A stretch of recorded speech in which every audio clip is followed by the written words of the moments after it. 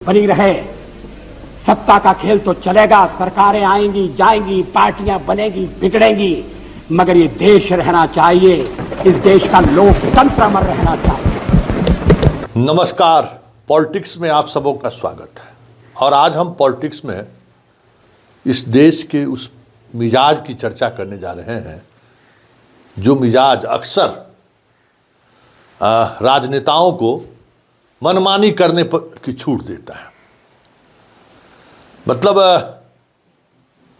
Critic होकर चीज़ों को देखे, ये मानसिकता रही ही नहीं है इस देश में, बिहार में भी और इस देश की भी मानसिकता की अगर हम बात करें, हम समर्थक की तरह व्यवहार करते हैं, चाहे वो पत्रकार हो, चाहे वो बुद्धिजीवी हो, चाहे एक्टिविस्ट हो, जो भी हो। और समस्या क्या है कि हम लोग राजनीति में ही जीते हैं।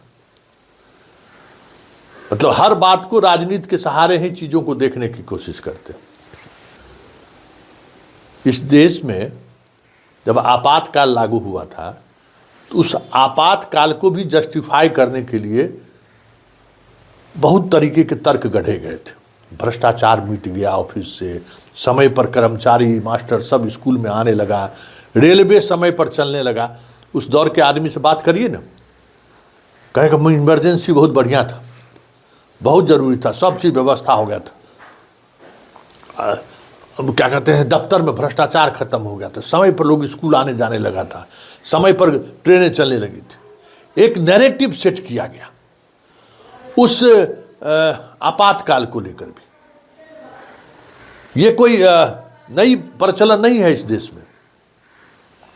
राजीव गांधी जब इस देश के प्रधानमंत्री बने तो अपने पूरे कार्यकाल में 36 बार कैबिनेट का रिशफल किया, और हर रिशफल को लोगों ने मास्टर स्ट्रोक कहा।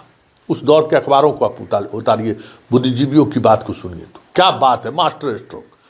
पर उस समय में तो कुछ मीडिया की आज़ादी भी थी तो लोग लिख पढ़ भी देते थे, लेकिन मास्टर स्ट्रोक, ऐसा मास्टर स्ट्रोक 1985 के विधानसभा चुनाव बिहार और मध्य प्रदेश दोनों साथ हुआ।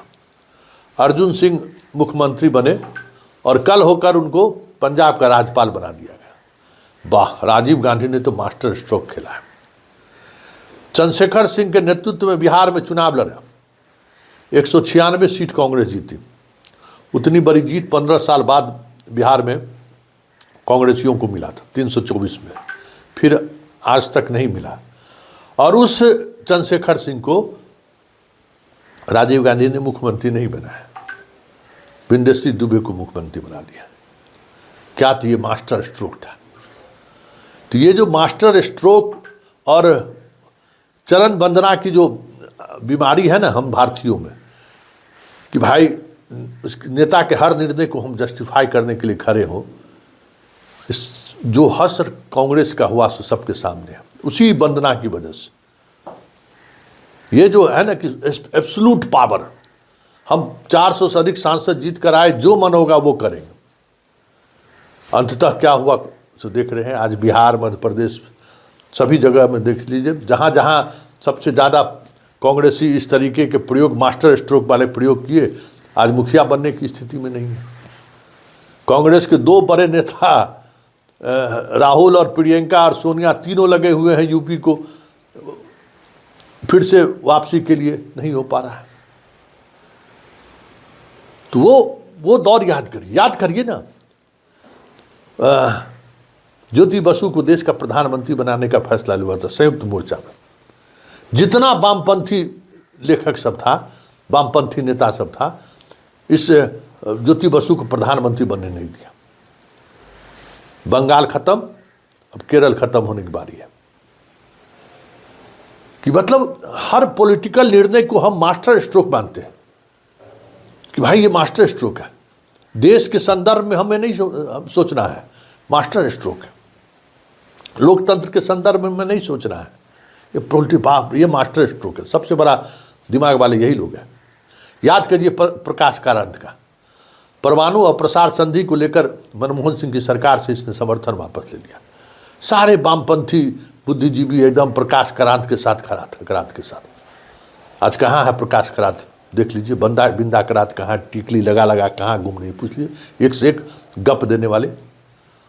और उसी का परिणाम हुआ मनमोहन सिंह की दूसरी सरकार में भ्रष्टाचार के कई गंभीर आरोप लगे। 2004 से लेके 9 तक में सरकार ने क्या काम किया वो देखिए, और 9 से 14 तक में क्या हुआ सबके सामने है। नुकसान देश को हुआ ना, लेकिन उस समय में वामपंथी पत्रकार और कलम तोड़ रहे थे कि एकदम बाप रे, परमाणु अप्रसार संधि जैसे लगता है कि भारत और पाकिस्तान के बीच कुछ ऐसा इशूज था जिसमें स्टैंड लेने की जरूरत थी। मतलब देश के मुद्दों से मतलब नहीं है वामपंथियों को, ग्लोबल मुद्दों से मतलब है। कहाँ है वामपंथी देख लीजिए। तो जब जब इस तरीके के निर्णय हुए, हमारी एक पीढ़ी, एक जनरेशन, एक विचार के लोग उसको जस्टिफाई करने के लिए एकदम मास्टर स्ट्रोक करने में, साबित करने में लग जाते हैं। क्या हाल हुआ सो देख लीजिए। कांग्रेस के मास्टर स्ट्रोक का क्या स्थिति है देश के सामने है, वामपंथियों का मास्टर स्ट्रोक का क्या स्थिति है सब सामने है। और अब बीजेपी की बारी है कि पहली बार विधायक बनिए, हम आपको मुख्यमंत्री बना देंगे। ये डेमोक्रेसी के साथ छल है, ये डेमोक्रेसी के साथ खेलना हुआ इसको कहते हैं। आप डेमोक्रेसी को आप कोई पूरे कह सकते हैं कि जो एक डेमोक्रेसी में जो एक तरीका है उसको आप उलट रहे हैं। आप पहली बार जो आए उसको मुख्यमंत्री बनाकर क्या साबित करना चाहते हैं? अभी आपका सिक्का चमक रहा है तो चीज़ें चलती रहेंगी। उसके बाद लिख लीजिए, जिस दिन सत्ता से बीजेपी दखल होगी, बेदखल होगी, वार्ड सदस्य भी जीत ले तो कोई बड़ी बात नहीं हो। कल ही एक देश के बड़े पत्रकार से हमारी बात हो रही थी। मैंने उनको कहा कि देखिए, एक बार के जीतने वाले को जितने को इन्होंने मुख्यमंत्री बनाया, नितिन नवीन को राष्ट्रीय अध्यक्ष कार्यकारी बनाना, कई ऐसे फैसले उन्होंने लिए हैं कि वो फैसला लोकतंत्र के लिए भी सही नहीं है और बीजेपी के लिए भी सही नहीं है, क्योंकि इस तरीके से नेतृत्व डेवलप नहीं कर सकता। इस तरीके से पार्टी में नए बाप एक सामान्य कार्यकर्ता तो वहाँ, अरे भाई सामान्य कार्यकर्ता को वहाँ जरूरत है, वहाँ मजे हुए कार्यकर्ता की जरूरत है, जो जिसको पूरे देश का अनुभव होना हो। हर पॉलिटिकल जो सिनेरियो है उसकी समझ होनी चाहिए। ऐसे लोगों को नहीं बनाना है। ऐसे लोगों को बनाएंगे तो हमारी बात नहीं चलेगी। यहाँ तो अपनी मर्जी चलानी है ना। जिस तरीके से इंदिरा गांधी चलाई, जिस तरीके से राजीव गांधी चलाए, उसी तरीके से मोदी और शाह भी चलाना चाहते हैं। तो इंदिरा गांधी और राजीव गांधी जिस तरीके से चलाए, क्या स्थिति हुआ सबके सामने है। कांग्रेसियों की क्या हाल हुई, तो वही हाल आने वाले समय में बीजेपी का होगा, ये भी तय है।